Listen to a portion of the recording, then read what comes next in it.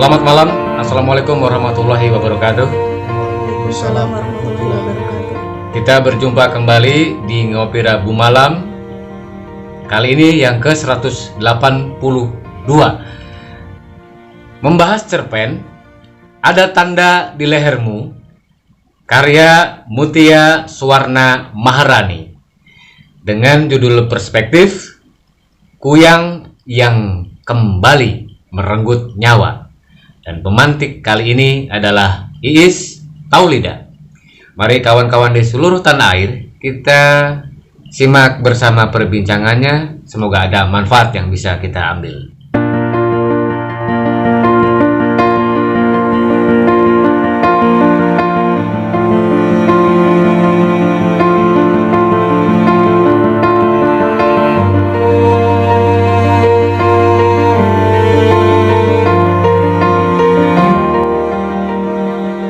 Judul yang dipilih, tema yang dipilih, Kuyang yang Kembali Merenggut Nyawa.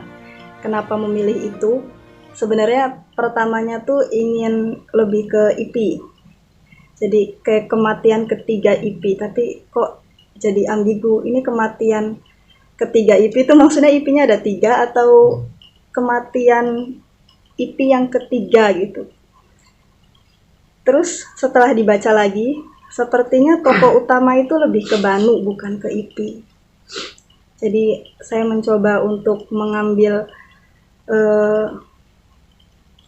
apa yang paling mendekati dengan Banu ini, yaitu itu, Kuyang yang Kembali Merenggut Nyawa. Karena di dalam cerpen ini diceritakan bahwa ayah Banu sebelumnya juga sebagai dukun Kuyang yang telah menewaskan seseorang, dan pada akhirnya ayahnya sendiri itu dibunuh oleh warga yang tidak terima karena peristiwa pembunuhan itu. Kemudian di sini diceritakan bahwa Banu diundang oleh Ipi, seorang istri ketiga dari juragan kelapa sawit di desa itu, yang menginginkan aborsi. Kenapa dia menginginkan aborsi? Karena sebenarnya dia sendiri, si Ipi ini, sudah merasa lelah mungkin ya dengan hidupnya. Di cerpen ini juga diceritakan bahwa dia pernah seperti mengalami kematian yang pertamanya ketika menikah dengan juragan Lail itu, dan diancam oleh istri-istrinya terdahulu. Terus kematian yang keduanya itu ketika dia dianggap menjadi istri yang terbaik di antara istri-istrinya yang lain. Dan yang ketiga itu kematian dia yang sebenarnya. Di dalam cerpen ini itu dijelaskan bahwa tadi Ipi meminta Banu untuk mengaborsi dia, meskipun di situ juga Banu bertanya kenapa tidak ke tukang aborsi saja, kenapa harus ke saya. Ya karena tukang aborsinya sudah, semua tukang aborsi di situ sudah mengaborsi selingkuhan lelakinya gitu, selingkuhan suaminya. Jadi dia memilih untuk diaborsi oleh Kuyang.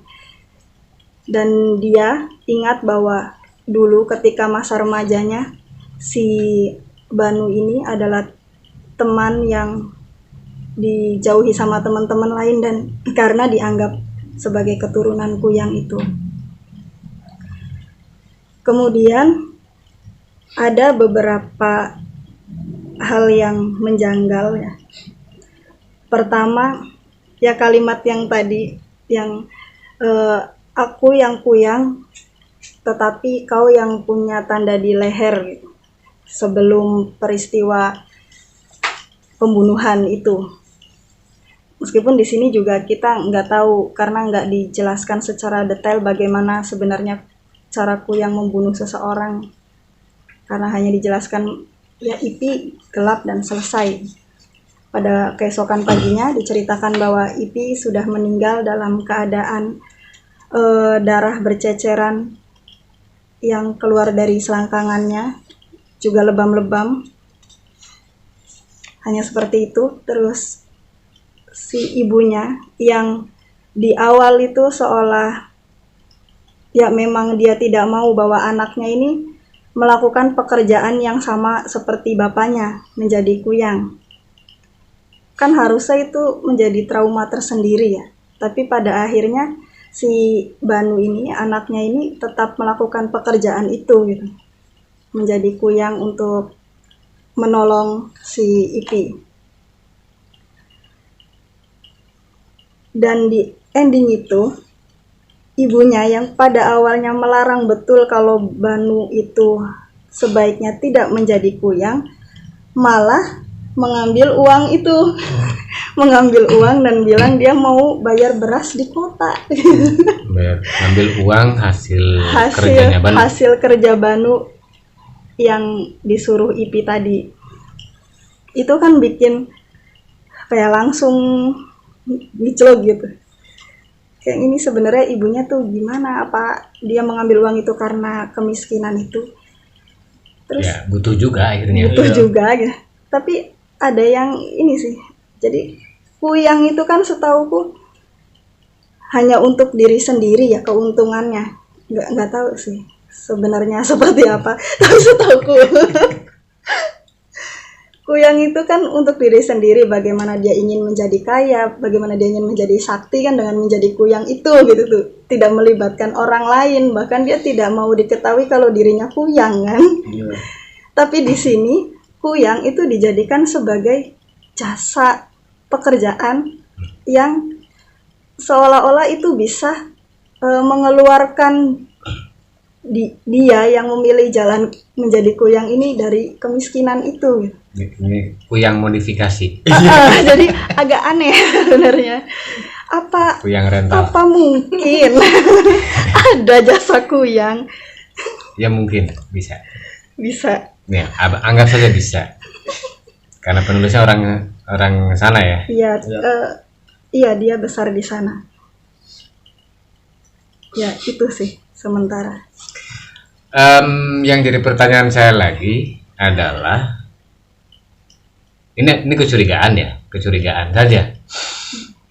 Ketika dengan lain, Ipi itu nggak hamil, bahkan disebut mandul. Tapi kemudian bagaimana cara dia bisa hamil? Nah itu. Saya curiga Banu yang melakukannya.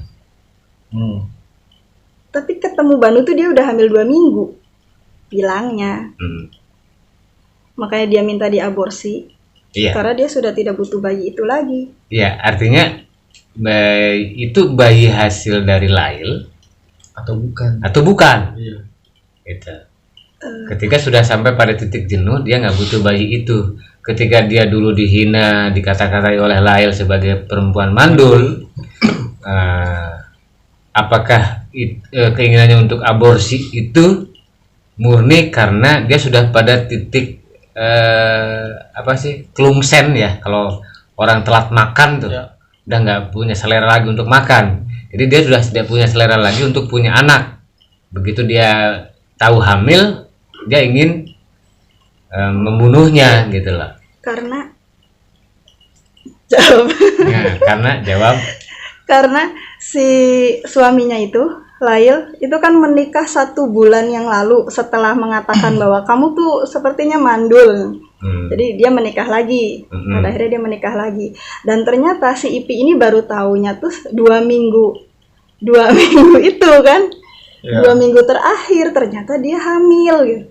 Jadi buat apa saya hamil, Pak? Suami saya udah nikah sama orang lain. Oh gitu jawabannya ya. Iya. Jadi bukan Banu yang melakukan. Menurutku sih bukan. Karena Banu tuh sebenarnya perempuan, apalagi laki juga. Rambutnya panjang. Gini kan, ada Yang menyibak gitu tuh. Kan kayak cewek. Ya, kita menduga laki-laki. Ya. Anggap saja laki-laki. Anggap saja laki-laki. Ya. Laki-laki gondrong kan banyak. Iya. Kuyang. Iya, itu sekarang untuk kamuflase proses dia jadi kuyang. Kalau dia tidak gondrong misalnya, agak repot, Ya. apalagi gundul dulu. Kuyang gundul bukan. repot gitu. Itu. Ya, jadi nanti bukan sebut kuyang lagi, peang. Peang. Nanti begitu. Itu pertanyaan saya gitu. Meskipun mungkin jawaban ataupun dugaan yang lain juga sangat mungkin gitu loh. Yang kemudian masih jadi pertanyaan besar kita adalah kita tidak diberikan penjelasan bagaimana kuyang melakukan eksekusi. Yang dituliskan baru sampai pada prosesi awal yang mengakibatkan Ipi terasa gelap matanya dan mungkin pingsan atau apapun itu gitu kan. Itu satu, karena kita sebagai bukan orang Kalimantan pengen tahu juga Iya. gitu kan. Gimana Prosesnya seperti apa dari awal sampai akhirnya gitu kan. Cuma ini lagi-lagi ini teknik. Bisa jadi ini menjadi teknik untuk membuat pembaca penasaran. Karena mungkin pertimbangan penulis jika itu dijabarkan secara detail Ya, menarik. menjadi tidak Misteri. misterius lagi gitu. Iya. Mungkin pertimbangannya demikian. Tetapi dengan kalimat Banu yang mengatakan aku yang kuyang tapi kamu yang punya tanda merah di leher, akhirnya kita menduga lagi hal yang baru bahwa sebenarnya Ipi juga kuyang gitu kan. Iya. Ipi juga kuyang. Kemudian juga ditambah oleh pertanyaan Banu, apakah kamu benar-benar bisa mati? Karena Banu tahu dengan tanda merah di leher itu sesama kuyang tidak bisa dibunuh dengan cara kuyang lagi. Misalnya kita menduga bahwa kuyang itu menghisap darah gitu kan. Iya. Artinya ya sesama kuyang bagaimana cara saling membunuhnya? Meskipun dengan keraguan Banu tetap melakukan prosesi itu. Nah, kita menemukan jawaban di akhir cerita gitu. Bahwa Ipi akhirnya mati. Tetapi meninggalkan ceceran darah dari selangkangan dengan bagian-bagian tubuh yang lebam. Artinya ada peristiwa kekerasan di situ. Ada mungkin pemukulan, mungkin apalah yang kemudian mengeluarkan darah dan meninggalkan bekas lebam. Nah, ini juga menjelaskan kepada kita bahwa apakah benar cara kuyang demikian? Tidak masuk akal atau tidak relevan gitu loh. Nah, ini jadi saling menjawab sebenarnya gitu loh. Ketika Banu bertanya, apa kamu yakin bisa mati? Kemudian dia bilang bahwa aku yang kuyang tapi kamu yang punya tanda merah di leher, gitu kan? Kalau misalnya tadi Iis mengatakan bahwa tanda di leher itu muncul ketika seorang kuyang habis membunuh, misalnya habis menghisap darah, gitu. Artinya ada peristiwa sebelumnya yang dilakukan oleh Ipi. Artinya dia sudah merenggut nyawa siapa gitu kan, sehingga tanda merah di leher itu muncul dan terlihat oleh Banu. Nah itu. Nah, kenapa kalau kita katakanlah menduga bahwa kuyang itu membunuh korbannya dengan cara menghisap darah, gitu. Kenapa harus ada darah berceceran dari selangkangan? Artinya Banu tidak mengeksekusi Ipi dengan cara kuyang. Tapi dengan cara menyiksa atau apapun itu yang berakibat terjadi darah keluar dari tubuh Ipi. Ini sebenarnya karena kita tidak tahu persis bagaimana cara kuyang melakukan eksekusi, tetapi paling tidak kan gini. Kalau misalnya kita mengandaikan bahwa kuyang itu sejenis vampir misalnya, yang jelas kalau Iis mengandaikan seseorang yang doyan makan mie, kenapa disisakan? Nah gitu kan, pasti habis gitu. Kenapa ini darah berceceran? Padahal kerjaannya, hobinya menghisap darah, gitu kan. Artinya dugaan kuat kita adalah Banu membunuh Ipi bukan dengan cara kuyang. Gitu. Meskipun si ibunya si Banu melihat tanda merah di leher. Banu gitu kan. Artinya Sudah jadi kuyang. sudah terjadi peristiwa pembunuhan yang dilakukan oleh Banu itulah. Nah, kemungkinan lain munculnya tanda merah di leher ketika seorang kuyang melakukan pembunuhan itu ya karena membunuh, tidak hanya karena dia menghisap. Muncul tanda itu.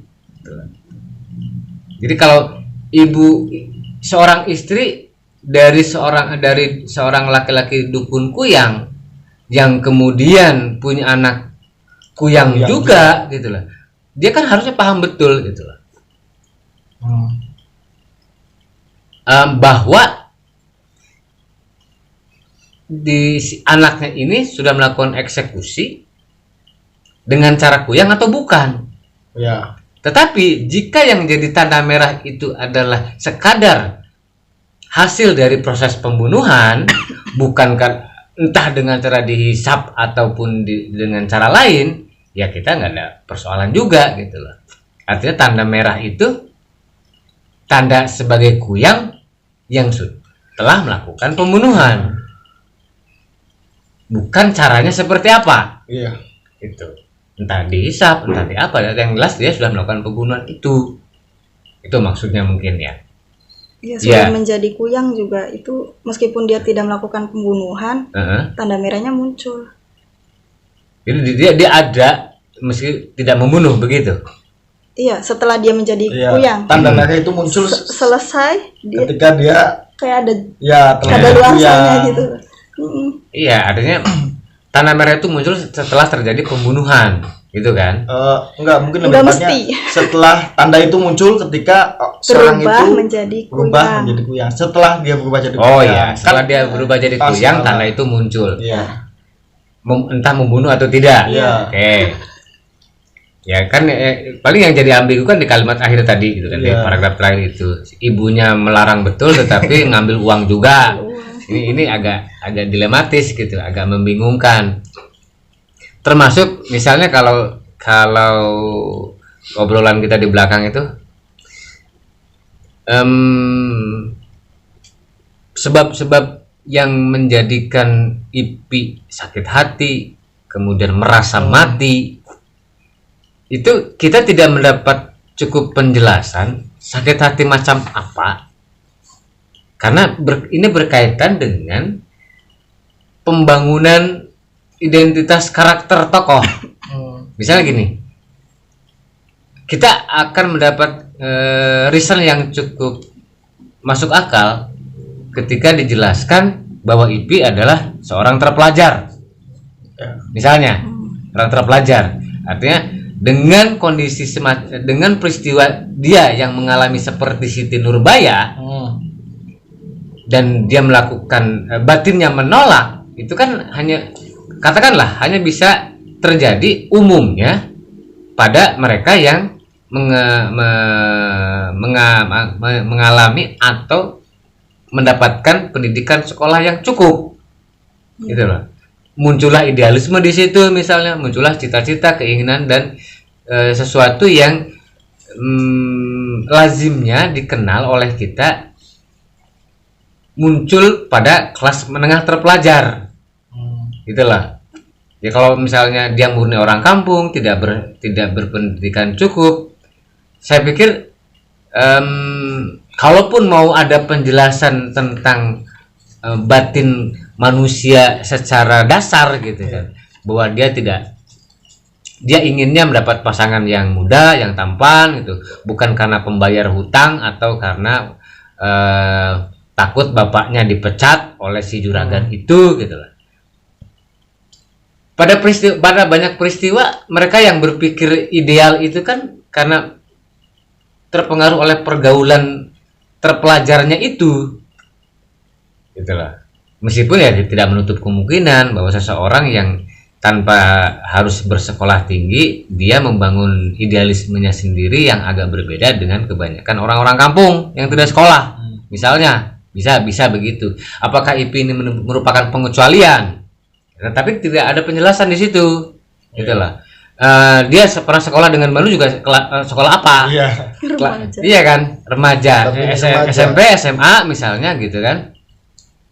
Sehingga dia merasa tersiksa oleh situasi yang dialaminya, menjadi istri juragan sawit, istri keempat gitu kan, istri ketiga sebagai penjamin agar bapaknya tetap bisa bekerja di kebun sawitnya Lail. Nah, kan gitu.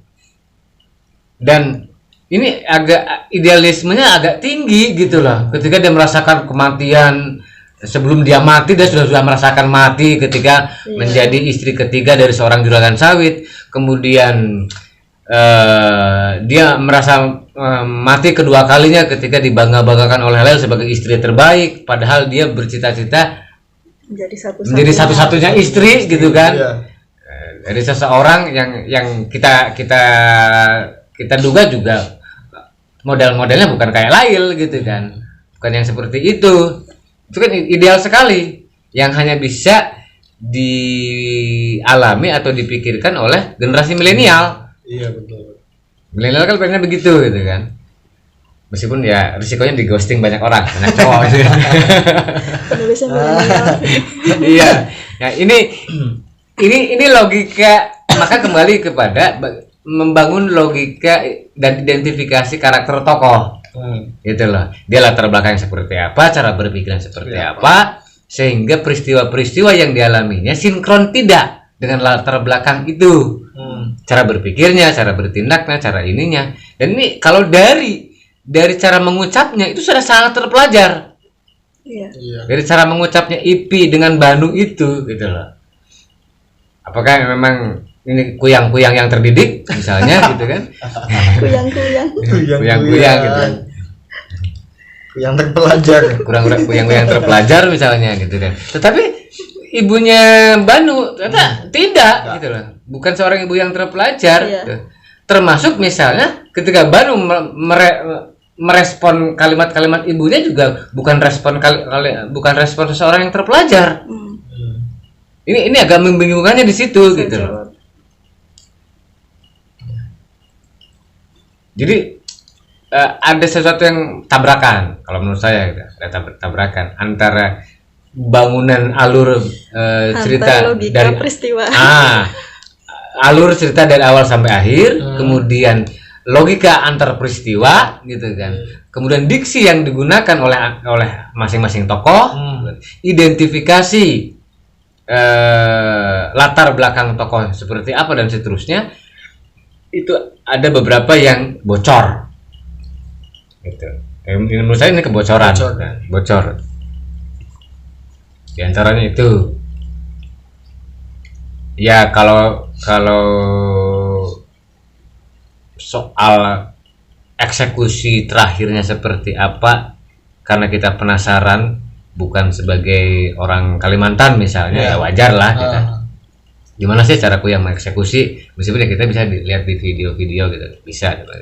Tapi itu kan kita butuh penegasan gitu, agar apa yang berlangsung di memori kita lewat tayangan video itu lebih meyakinkan lagi gitu, lewat tulisan seseorang yang memang memiliki darah Kalimantan misalnya. Seperti itu sebenarnya. Iya. Ya, itu.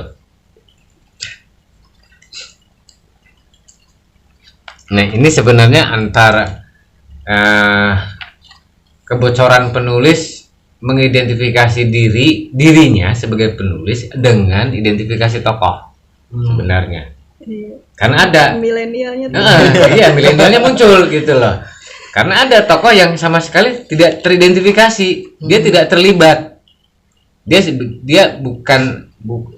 tidak memasukkan identitas dirinya ke dalam cerita. Gitu.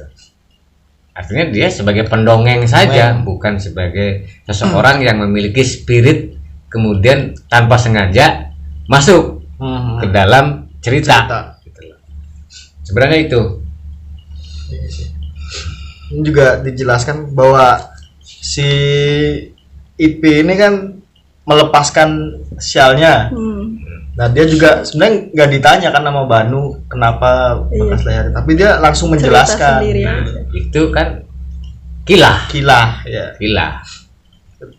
Bikin alasan. Dan di sini dia bilang bahwa habis dicekik minggu lalu.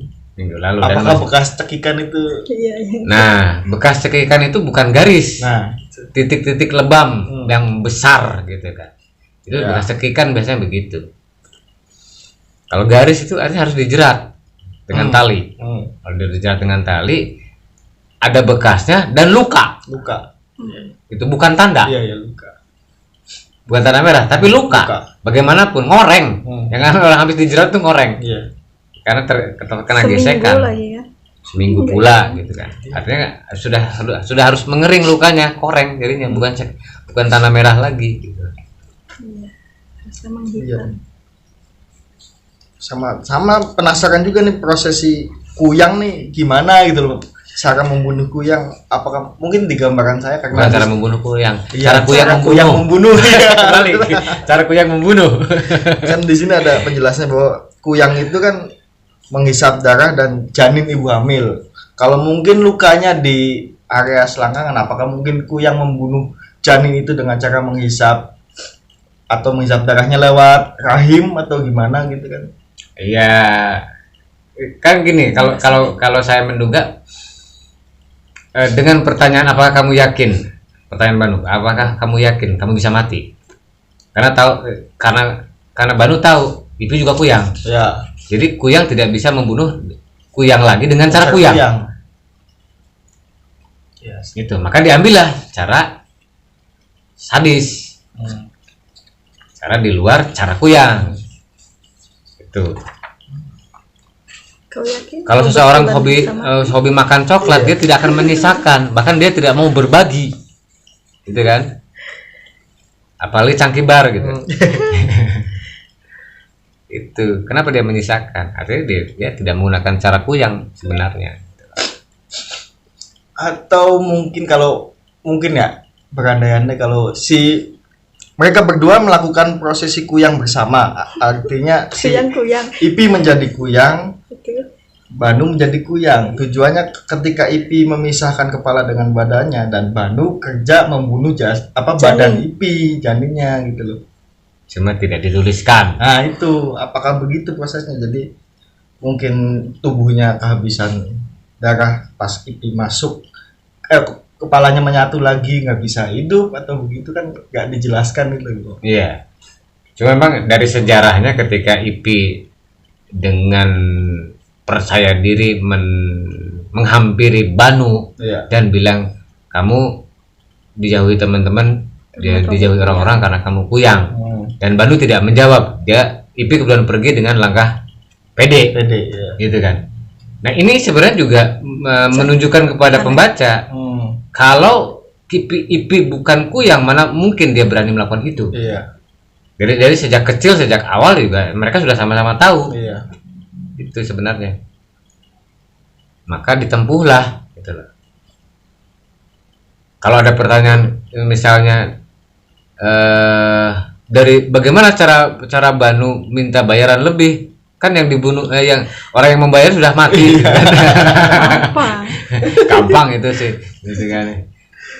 Nanti Ipi menulis bikin tulisan, ambil uangnya di ambil uangnya di laci gitu. Karena sebenarnya yang jadi problem itu, yang jadi problem Banu itu bukan berapa bayarannya gitu, tapi dia bisa enggak membunuh Ipi, itu persoalannya gitu loh.